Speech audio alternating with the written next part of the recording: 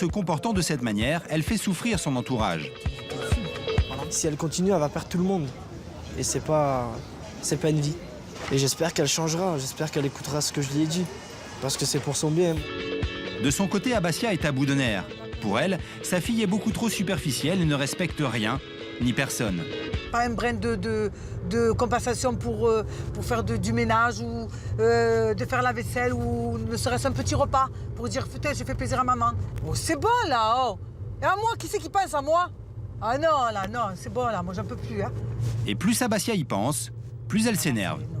Oh, toute ma vie, c'est bon là, oh, oh, oh. C'est quoi ça? Même pas dans les rêves on le vit ça, même pas dans les rêves. Stressée à longueur de journée, je suis stressée. Je vis sur les nerfs. Abassia, très contrariée, ira se coucher tôt pour ne pas croiser Najette et ainsi éviter un énième conflit.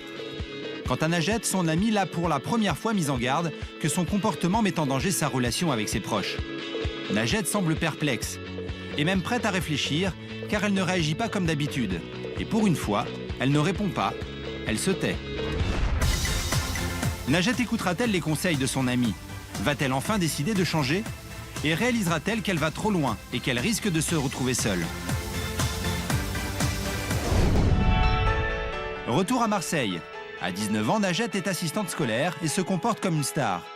Caprices et disputes rythment son quotidien avec son entourage et plus particulièrement avec sa mère. Mon CD, il est où? Que je mets le matin pour me réveiller, il est où mon CD? Mais tu l'avais là, tu l'avais dans les mains. Ah mais arrête de crier, va le chercher le CD. Est-ce qu'il va venir tout seul dans tes mains? Tu en as plein les CD là. Non, je veux le CD de feuille. Najette n'a jamais écouté les reproches de sa mère, mais pour la première fois, son meilleur ami l'a mise en garde. Si elle continue, elle va perdre tout le monde. Et c'est pas une vie. Et quelques jours plus tard, c'est une nouvelle Najette que nous retrouvons. Ce matin, pour la première fois, elle semble avoir décidé de se prendre en main, comme si les mots d'Abidi résonnaient encore dans sa tête.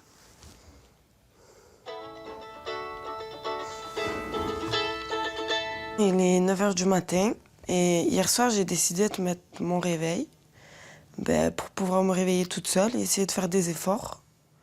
Le réveil est difficile, mais c'est un premier pas pour Najette qui semble avoir eu un vrai déclic. C'est la première fois qu'elle se réveille seule.